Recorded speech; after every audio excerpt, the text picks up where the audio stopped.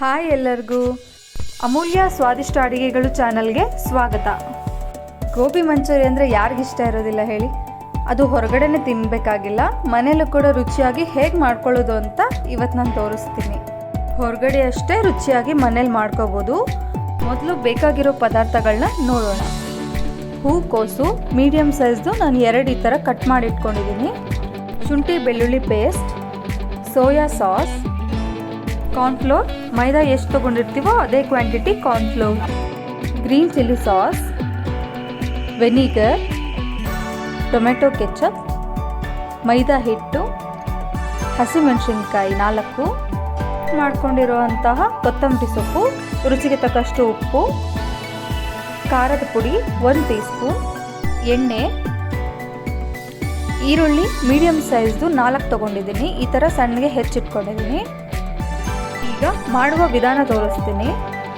ಮೊದಲು ಈ ಹೂಕೋಸನ್ನ ಚೆನ್ನಾಗಿ ಒಂದ್ಸರಿ ತೊಳ್ಕೊಂಡು ಮುಳುಗೋ ಅಷ್ಟು ನೀರು ಹಾಕಿ ಮತ್ತು ಉಪ್ಪು ಹಾಕಿ ಒಂದು 5 ನಿಮಿಷಗಳ ಕಾಲ ಬೇಯಿಸ್ಕೋಬೇಕು.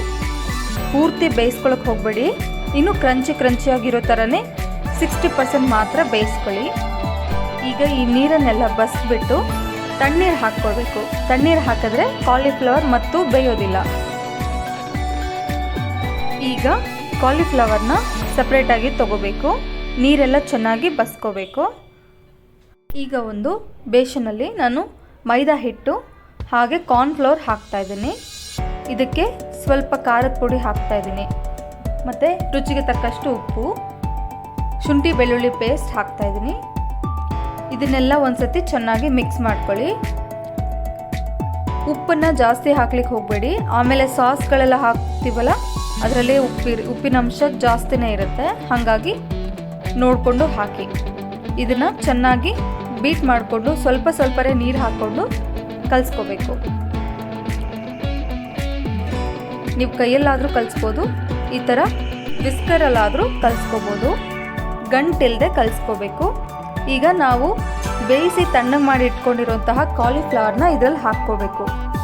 ಇದನ್ನು ಚೆನ್ನಾಗಿ ಮಿಕ್ಸ್ ಮಾಡಿ ಕಾಲಿಫ್ಲವರ್ಗೆ ಹಿಟ್ಟೆಲ್ಲ ಚೆನ್ನಾಗಿ ಕೋಟಿಂಗ್ ಆಗಬೇಕು. ಹಿಟ್ಟನ್ನು ತುಂಬ ತೆಳ್ಳಗೆ ಮಾಡ್ಕೋಬೇಡಿ, ಸ್ವಲ್ಪ ಗಟ್ಟಿಯಾಗೇ ಇರಲಿ.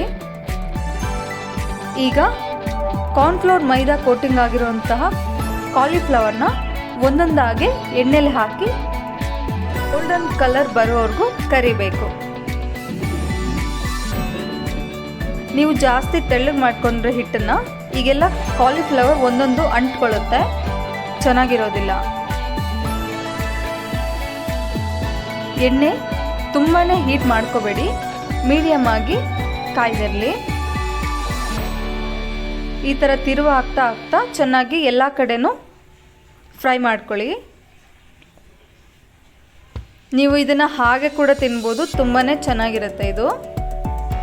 ಯಾಕಂದರೆ ನಾವು ಕರಿಯುವಾಗಲೇ ಶುಂಠಿ ಬೆಳ್ಳುಳ್ಳಿ ಪೇಸ್ಟ್, ಖಾರದ ಪುಡಿ, ಉಪ್ಪು ಎಲ್ಲ ಹಾಕಿರೋದ್ರಿಂದ ನೀವು ಹೀಗೇ ತಿನ್ಬೋದು ಕೂಡ. ನಿಮಗೆ ಸಾಸ್ಗಳು ಇಷ್ಟ ಇಲ್ಲ ಅಂದರೆ ಹೀಗೇನು ಪಕೋಡ ಥರ ತಿನ್ಕೋಬೋದು. ನೋಡಿ, ಎಲ್ಲನೂ ಕರೆದಿಟ್ಕೊಂಡಿದ್ದೀನಿ. ಈಗ ಗೋಬಿ ಮಂಚೂರಿ ಮಾಡೋ ಪ್ರೊಸೀಜರ್ನ ತೋರಿಸ್ತೀನಿ. ಒಂದು ದೊಡ್ಡ ಬಾಣಲೆಯಲ್ಲಿ 4 ಸ್ಪೂನ್ ಎಣ್ಣೆ ಹಾಕ್ಕೋಬೇಕು. ಎಣ್ಣೆ ಹಾಕ್ಕೊಂಡು ಹಸಿಮೆಣಸಿನ್ಕಾಯಿ ಹಾಕೋತಾ ಇದ್ದೀನಿ. ನೀವಲ್ಲಿ ಖಾರದ ಪುಡಿ ಹಾಕಿರೋದ್ರಿಂದ ಹಸಿಮೆಣಸಿನ್ಕಾಯಿ ಖಾರಕ್ಕೆ ಸರಿಯಾಗಿ ಹಾಕ್ಕೊಳ್ಳಿ ನೋಡಿಕೊಂಡು. ಈರುಳ್ಳಿ ಕೂಡ ಹಾಕ್ಕೊಳ್ತಾ ಇದ್ದೀನಿ. ಈರುಳ್ಳಿ ಹಾಕಿ 1-2 ನಿಮಿಷ ಹುರ್ಕೊಂಡು ಶುಂಠಿ ಬೆಳ್ಳುಳ್ಳಿ ಪೇಸ್ಟ್ ಹಾಕ್ತಾ ಇದ್ದೀನಿ. ಈರುಳ್ಳಿ ಶುಂಠಿ ಬೆಳ್ಳುಳ್ಳಿ ಪೇಸ್ಟ್ ಸ್ವಲ್ಪ ಹಸಿ ವಾಸನೆ ಹೋದ ನಂತರ tomato ketchup, green chilli sauce, vinegar ಹಾಕ್ತಾ ಇದ್ದೀನಿ. ಈ ಸಾಸ್ಗಳೆಲ್ಲ ಚೆನ್ನಾಗಿ ಕುದಿಬೇಕು. ಒಂದು ನಿಮಿಷ ಅಥವಾ 2 ನಿಮಿಷ ಕುದ್ರೆ ಸಾಕಾಗುತ್ತೆ. ಇದಕ್ಕೆ ಸ್ವಲ್ಪ ನೀರು ಹಾಕ್ಕೋಬೇಕು. ಗೋಬಿ ಮಂಚೂರಿ ತುಂಬ ಡ್ರೈ ಆಗಿದ್ದರೆ ಚೆನ್ನಾಗಿರೋದಿಲ್ಲ, ಹಾಗಾಗಿ ಸ್ವಲ್ಪ ನೀರು ಹಾಕ್ಕೋಬೇಕು.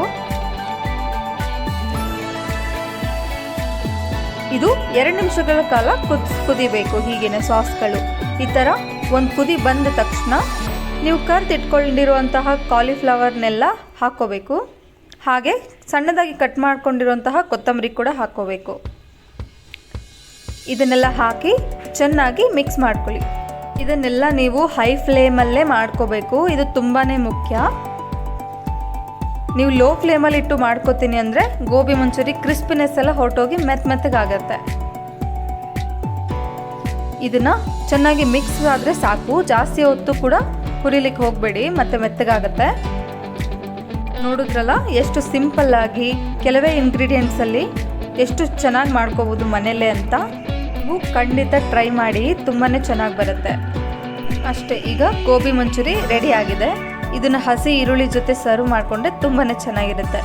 ನೀವು ಕೂಡ ಟ್ರೈ ಮಾಡಿ ಖಂಡಿತ ನನಗೆ ಹೇಗೆ ಬಂತು ಅಂತ ತಿಳಿಸಿ. ನಿಮಗೆ ಈ ವಿಡಿಯೋ ಇಷ್ಟ ಆಗಿದ್ದರೆ please like, share and subscribe my channel. ಎಲ್ಲರಿಗೂ ನಮಸ್ಕಾರ.